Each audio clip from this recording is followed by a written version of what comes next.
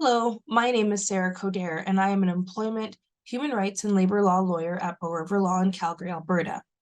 Today I'm going to be answering the question, who should I talk to if my boss wants me to do unsafe work?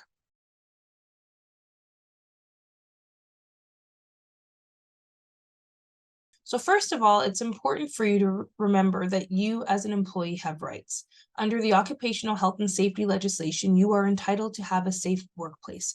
Your employer is required to provide you with a workplace that is free from hazardous substances, conditions, and materials. So practically speaking, that means your employer needs to be able to identify specific hazards in the workplace and ensure that they've taken steps to mitigate or eliminate those hazards and the risks that they pose to you. If your boss is asking you to do something that you believe is unsafe, you have the legal right to refuse to do that work under the Occupational Health and Safety Act. If your boss continues to press you to do that work, despite you saying you do not wish to do it because it is unsafe, and you explaining what it is you think you would need for it to become safe, you then have an opportunity to file a complaint with the Occupational Health and Safety Board. When a complaint is filed with the Occupational Health and Safety Board over an unsafe work condition, there are two things that are going to happen. The first thing is that the officer assigned to address your complaint is going to issue a work refusal order, which ensures that your employer understands you legally are allowed to refuse to do that work. The second thing that's going to happen is the Occupational Health and Safety Officer is going to come out to the work site to conduct a bit of an investigation to find out what exactly is the unsafe work condition that you've complained of. Once they understand what that unsafe work condition is, then the officer will issue a further order to the employer to ensure that they understand what steps they need to take to make the workplace safe. There will be timelines associated with how they have to do this and when they have to do it. And ultimately, the goal is that you would be able to come back to work and work in a safe environment. The other thing the Occupational Health and Safety Act does is not only does it prevent you from having to work in unsafe work conditions or situations, but it also protects you from retaliation or reprisals. So furthermore, under the legislation, if you have complained about an unsafe work condition, your employer is not allowed to fire you. They are not allowed to cut your hours back. They're not allowed to penalize you in any way because of that.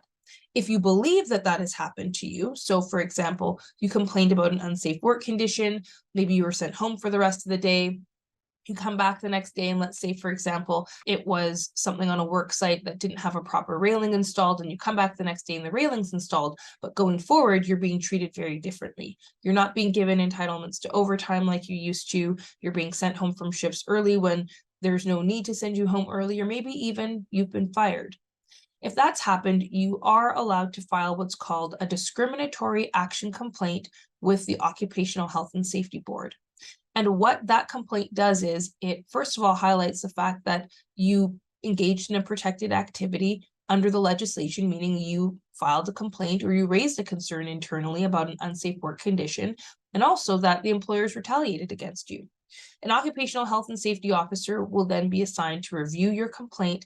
They will take time to speak with you, get any supporting documents or information you have, speak with your employer, understand their side of the story, and ultimately, if they feel that your employer acted in a way that was discriminatory under the act, meaning that they took steps to punish you or retaliate against you because you exercised your right to not do unsafe work, then the officer will do a number of things. First of all, they can issue an order to the employer to have them stop retaliating against you. And secondly, if you suffered any financial loss as a result of the retaliation, so for example, let's say you missed out on overtime hours, or in fact you were fired, or you were sent home early from shifts, that officer can issue an order to the employer forcing them to pay you the money that you've lost as a result of them retaliating against you or punishing you for making a complaint or exercising your rights under the Occupational Health and Safety Act. If you're faced with an unsafe work condition and you don't know what to do, or you're scared of taking the next step without fully understanding what the act says you can and can't do, it's always prudent to meet with an employment lawyer who's specialized in this area to understand what your rights are and what the next steps look like for you. Thank you.